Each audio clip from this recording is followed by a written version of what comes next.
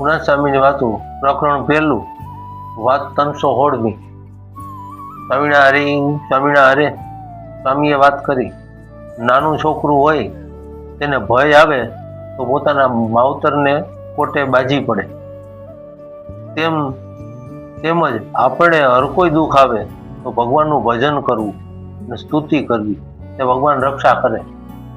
કારણ કે ભગવાન ભક્તની રક્ષા કરવા જ બેઠા છે। જેમ એક વાતમાં એવું લખેલું છે કે જેમાં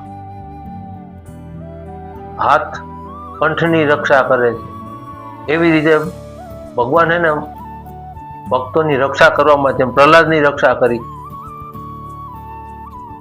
અને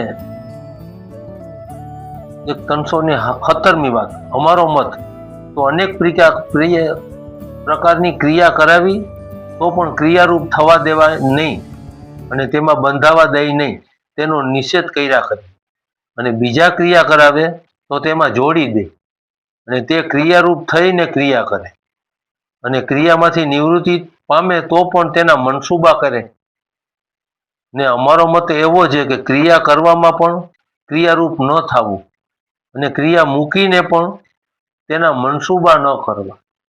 ને વ્યવહાર આવ્યો તે ક્રિયા તો કરવી પડે પણ તેણે કરીને જ પૂર્ણપણું માનવું નહીં।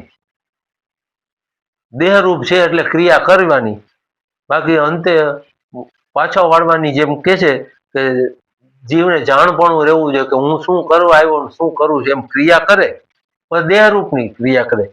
બાકી હકીકતે જે ભગવાનનું ભજન કરવું અને ભગવાનનું નામ લેવું, એના સિવાય કોઈ